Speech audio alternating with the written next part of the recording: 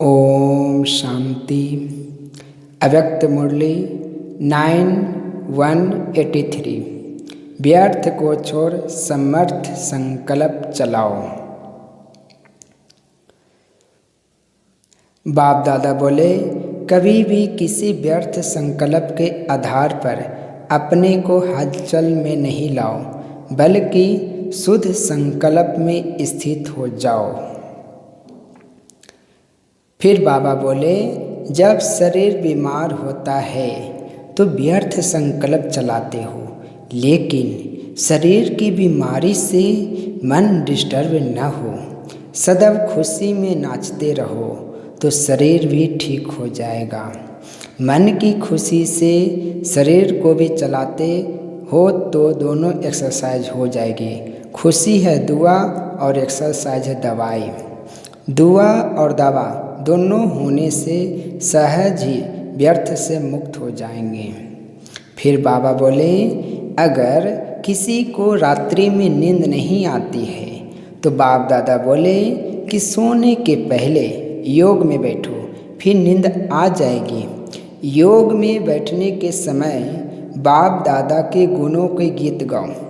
सिर्फ मैं आत्मा हूँ ऐसे नहीं, बल्कि खुशी के गीत गाओ, अपने भाग्य की महिमा की गीत गाओ, तो व्यर्थ संकल्प से मुक्त हो जाओगे।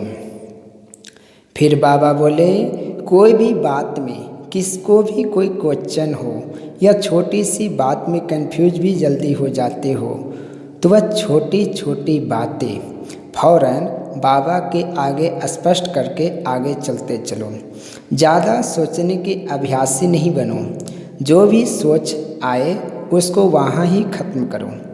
एक सोच के पीछे अनेक सोच चलने से फिर स्थिति और शरीर दोनों पर असर आ जाता है।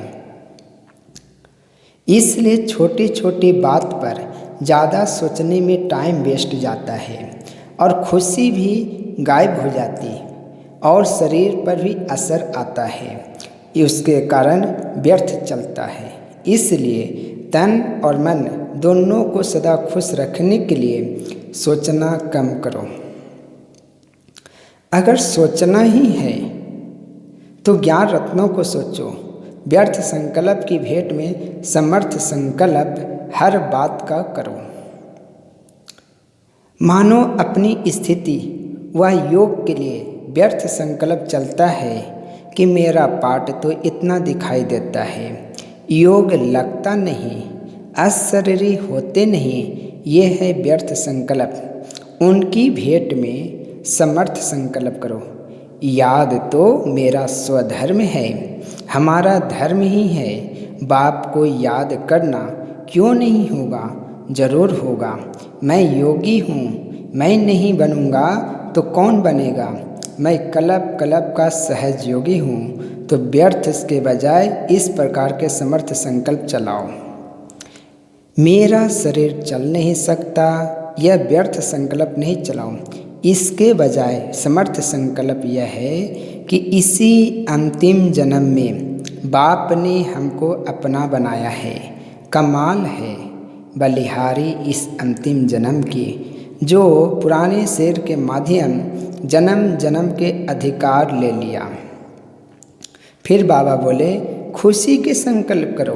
वह मेरा पुराना शरीर, वह जिससे बाप से मिलने के निमित्त बनाया, वह कर चलाओ तो कब डिस्टर्ब नहीं करेगा, बहुत सहयोग देगा।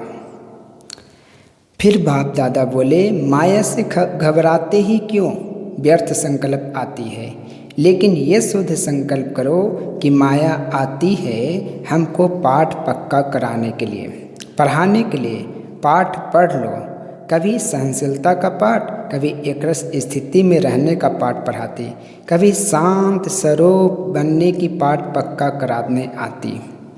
तो माया को उस रूप से नहीं देखो, माया आ गई तो घबरा जाते हो, लेकिन समझो कि माया भी हमारी सहयोगी बन बाप से पढ़ा हुआ पाठ पक्का कराने के लिए आई है। माया की सहयोगी के रूप में समझो, दुश्मन नहीं, पाठ पक्का कराने के लिए सहयोगी है।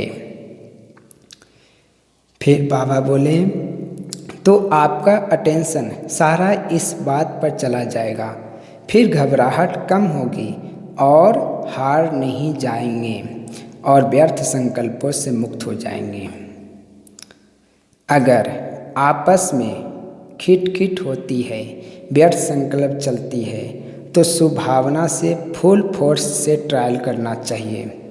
अगर फिर भी नहीं होता है, सुभावना से नहीं सुधरता है, तो निमित्त है, उनसे डायरेक्शन लेकर कदम उठाना चाहिए। ओम शांति। ओम शांति।